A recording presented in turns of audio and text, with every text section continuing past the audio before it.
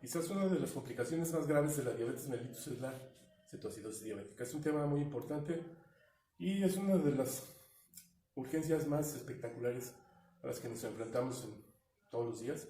Por lo tanto, es muy importante saber su manejo, saber diagnosticarla y tratarla adecuadamente. Alguna vez escuché al doctor Alejandro Gómez Vera y él decía algo que es muy importante y que encaja perfectamente en lo que es la cetoacidosis diabética. Él decía, estaba mejor el paciente cuando estaba peor. ¿De qué se refería con eso? Que a veces el paciente, cuando lo atendemos, lo empeoramos. Y eso pasa mucho en la cetoacidosis diabética. Entonces es muy importante que nosotros sepamos diagnosticarla y manejarla adecuadamente. La cetoacidosis es una complicación de la diabetes mellitus, principalmente observada en los pacientes insulinodependientes, en gente joven, en gente, incluso en niños, en adolescentes, en quienes tienen ausencia total de insulina. Ahora, un punto que es importantísimo y que debemos entender cuando hablamos de esto es que quisiéramos en los servicios de urgencias que hubiera un endocrinólogo todo el tiempo, ¿no? Y que nos dijera cómo manejar la cetoacidosis, pero nunca hay, porque los endocrinólogos en primera son muy pocos y en segunda pues no están en el servicio de urgencias. Entonces son como muchos otros temas de lo que tenemos que manejar nosotros en el servicio, pues con los recursos con los que tenemos y con los conocimientos que tenemos. Entonces el manejo de la cetoacidosis lo hacemos los especialistas en urgencias. ¿Cuáles son las características del paciente con cetoacidosis? Pues tiene hiperglicemia, es una diabetes descompensada, tiene acidosis metabólica y tiene un bicarbonato sérico menor de 15, y otra de las características es que el paciente tiene cetonas. No nos vamos a enfocar mucho en la fisiopatología porque el tiempo de los videos es corto y nos vamos a enfocar en los aspectos más prácticos. Basta saber que el paciente tiene una ausencia total de insulina, la gluconeogénesis, que es la producción de glucosa a partir de nuevos sustratos, que son proteínas y que son lípidos, nos lleva a que la destrucción de los lípidos produzca la liberación de cuerpos cetónicos y que el paciente tenga una acidosis metabólica. Entonces es una cetoacidosis a consecuencia de los cuerpos cetónicos liberados por la lipólisis. ¿Qué es importante en el paciente con cetoacidosis? Pues saber que el paciente tiene una pérdida muy importante de líquidos porque tiene poliuria y porque tiene intolerancia a la vía oral. Entonces las pérdidas de agua se calculan de 80 a 150 mililitros por kilo. Entonces, si hacemos las cuentas, son cantidades muy altas de agua que pierde el paciente. Pues, tiene una deshidratación severa, tiene una pérdida importante de potasio y muchas veces el sodio se mantiene estable o se eleva. Clínicamente, ¿cómo vemos un paciente con cetoacidosis? Usualmente el paciente con cetoacidosis no se nos olvida después de que lo vemos la primera vez. ¿Por qué? Es un paciente que como síntomas tiene anorexia, poliuria, polidipsia, que es prácticamente lo que se conoce como la triada, tiene dolor abdominal a consecuencia de isquemia, que se llama angina intestinal, y a veces el paciente tiene disnea por la misma acidosis y la polipnea que se presenta. Esos son los síntomas que tiene el paciente, y cuando lo exploramos, pues encontramos un paciente sumamente deshidratado. Las mucosas orales muy secas, y más si el paciente tiene ventilación oral, pues más. Pero dentro de las características es la piel en lienzo húmedo, que es muy común verla en los niños y en los ancianos por las características de la piel, pero como no vemos tan frecuentemente situaciones en el anciano, pues nos enfocamos más en el niño, o buscamos en el adolescente y en el adulto sitios donde la piel evidentemente podemos buscar ese signo de lienzo húmedo, como la parte interna de los brazos, los párpados y el cuello. ¿Qué otras manifestaciones tienen? Pues están taquicárdicos, están hipotensos, están con datos de hipovolemia. Dicen los libros que huelen a frutas dulces. Yo he visto pacientes con cetoacidosis diabética y realmente yo no creo que nos acerquemos a oler al paciente para ver si huele a frutas dulces, pero no es un signo que yo pueda considerar como algo tan confiable. Quizás es parte de lo que dicen los libros, ¿no? Neurológicamente, a veces por el estado de hipotensión, hipoperfusión, es un paciente que puede tener alteraciones neurológicas como un estado de obnubilación. Entonces es parte de lo que encontramos en la exploración. Es muy importante que al paciente lo exploremos perfectamente y principalmente ver cómo está su patrón de ventilación, que normalmente está con polipnea, cómo está el proceso de hidratación general, y tenemos que hacer una búsqueda exhaustiva de los focos de infección, porque el principal factor desencadenante en un paciente de cetoacidosis pues, es la infección, la carencia de insulina. Son niños que muchas veces se aburren de la insulina, se molestan, no se quieren aplicar, no se la aplican deliberadamente y se descompensan, o la primera vez que presentan cetoacidosis. En un paciente de más edad, pues puede ser un EBC o un infarto que nos genera una descompensación importante de la diabetes, estrés, respuesta metabólica al trauma, respuesta metabólica a la cirugía, algunos medicamentos que pueden generar una descompensación, hipertiroidismo y algunas veces nunca sabemos qué fue lo que desencadenó la cetoacidosis. Bien, yo ya exploré al paciente, ya lo interrogué, lo revisé. Ahora, ¿qué vamos a hacer? Pues vamos a pedir estudios de laboratorio en los que se incluyen pues todo lo que solicitamos habitualmente, que es una biometría, una química. Hay que hacer una gasometría arterial, obviamente, hay que pedir electrolitos séricos, buscar cuerpos cetónicos para confirmar nuestro diagnóstico, pruebas de función hepática, biomarcadores cardíacos cuando sospechamos que pueda haber alguna alteración cardiológica que genera la cetoacidosis, y obviamente un examen general de orina, una placa de tórax, un electrocardiograma, y de acuerdo a la sospecha diagnóstica pues vamos a ir pidiendo estudios de laboratorio de gabinete ante la posibilidad de que el paciente tenga un foco infeccioso, que tenemos que buscarlo por medio del laboratorio, por gabinete y clínicamente, que son los 3 puntos importantes. ¿Cuándo sé que el paciente está grave? Pues cuando está muy polipnéico, cuando hay una evidencia de acidosis respiratoria, cuando está en estado de choque por hipotensión, deshidratación, hipoperfusión, cuando hay disritmias, cuando el paciente tiene evidencia de falla cardíaca o una hipocalemia muy severa, y cuando el paciente por medio de la gasometría tiene un pH menor a 7.1. Diagnóstico diferencial es difícil. Cuando vemos la primera vez una cetoacidosis diabética, que después se nos olvide que hagamos otros diagnósticos, pero que quizás de lo que más tengamos que hacer diagnóstico diferencial es en relación a las intoxicaciones.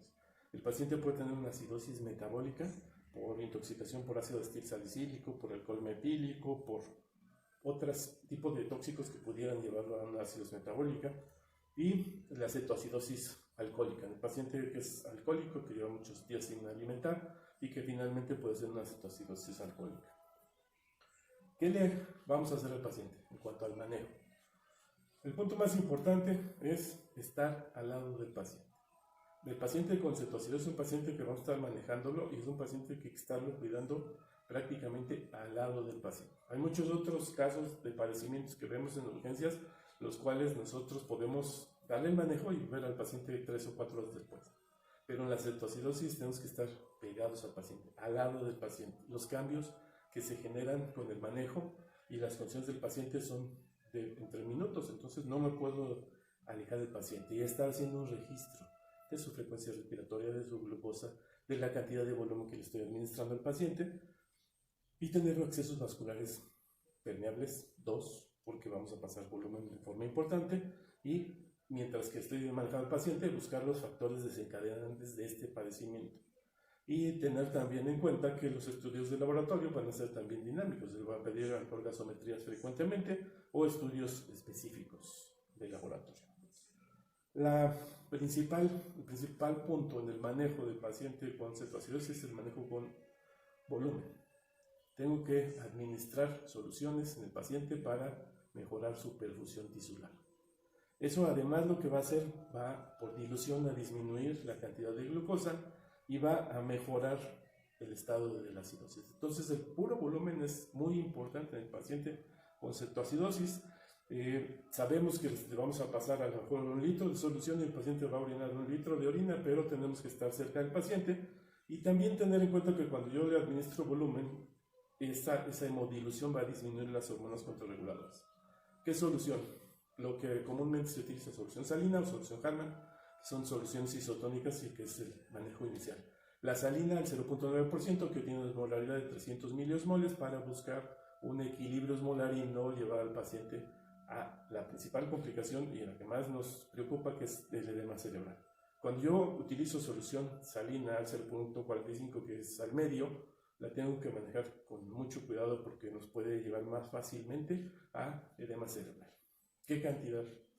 No es una receta de cocina, es muy difícil saber exactamente la cantidad, pero el paciente deshidratado En un paciente adolescente, un adulto joven, que tiene pérdida de 6 o 7 litros, pues hay que pensar en que tenemos que reponer esos 6 o 7 litros en 24 horas.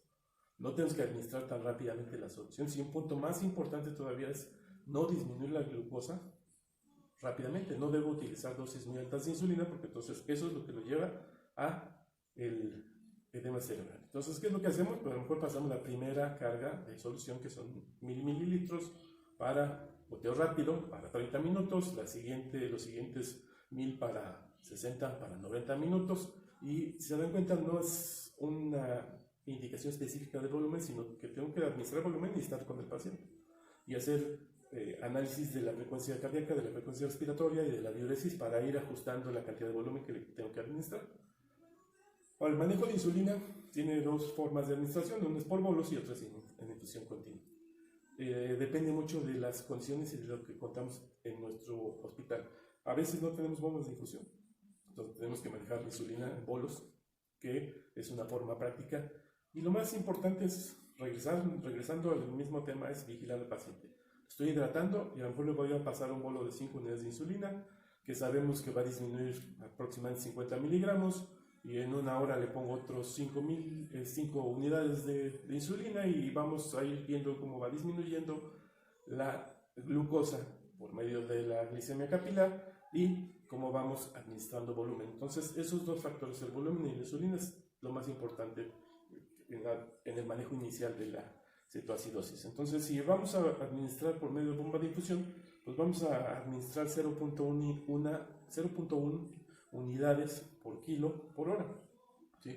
Entonces, va a depender mucho de las condiciones del paciente. Estas dosis se ajustan de acuerdo a la respuesta, entonces vamos a estar pendiente del paciente, administrando. La administración de bicarbonato no se recomienda inicialmente. Por eso vamos nuevamente a lo que decíamos al inicio, de que estaba mejor cuando estaba peor, porque a veces en el afán de atender rápido al paciente, de que lo vea acidótico, que lo vea con insuficiencia respiratoria, pues le administro bicarbonato. Al rato, cuando nosotros administramos volumen de insulina, lo podemos llevar a la alcalosis, que es una complicación a consecuencia del uso muy prematuro de bicarbonato. Entonces, el bicarbonato, procurar dejarlo para la última parte del manejo. Sabemos que el paciente tiene el potasio bajo porque ha tenido la diuresis alta, entonces la administración de potasio le vamos a ir corrigiendo de acuerdo a los niveles séricos que nos esté reportando el laboratorio, y también teniendo en cuenta que cuando yo empiezo a utilizar insulina, la glucosa empieza a entrar a la célula, el potasio se va junto con la glucosa y por lo tanto el potasio que está a nivel sérico, a nivel intravascular, va a ir disminuyendo. Entonces tener en cuenta esa posibilidad. En el libro de Judith Tintinelli de Medicina de Urgencia hay unos puntos muy importantes en relación a los líquidos y electrolitos y los vamos a repasar. Uno, nunca confíe completamente en el laboratorio. A veces hay errores, entonces hay que tener cuidado. Lo clínico es muy importante, el laboratorio nos ayuda, pero a veces puede haber errores. Dos, las anormalidades deben ser corregidas con la misma velocidad que se presentaron. Si el paciente tiene una hiperglicemia, un estado hiperosmolar y lleva 24 horas así, pues vamos a pensar que lo voy a corregir en 24 horas. No es necesario que la glucosa que tiene en 400 o 500, en 2 horas esté en 120. ¿Por qué? Porque lo voy a llevar edema cerebral. Los cambios osmolares son muy rápidos y por lo tanto el paciente, en lugar de que mejore, empeora. 3. Las prioridades de la corrección o del manejo con líquidos electrolitos es corregir el déficit de volumen, la perfusión, el pH, las anormalidades de magnesio, potasio, calcio y finalmente las anormalidades de sodio y de cloro. 4. Nunca corrija el pH sin evaluar previamente los niveles de calcio, potasio y magnesio. Entonces, si se dan cuenta, el último punto es la corrección del pH. Entonces, el bicarbonato prácticamente está proscrito en ese paciente. Los pacientes se agravan por edema cerebral, por administración muy apresurada o dosis muy altas de insulina, por no corregir la acidosis, porque administramos dosis bajas de volumen, por alcalosis iatrogénica, la administración de bicarbonato de forma prematura, o cualquier otra complicación que se presenta durante el proceso de atención del paciente y de la reanimación avanzada. Por eso es que nuevamente les repito, esa frase del doctor Gómez Vera: estaba mejor cuando estaba peor. A veces el paciente llega grave, le administramos medicamentos, lo manejamos y peor. Entonces, tener mucho cuidado. La cetoacidosis es una de las principales patologías en las que debemos estar pegados al paciente, literalmente pegados al paciente.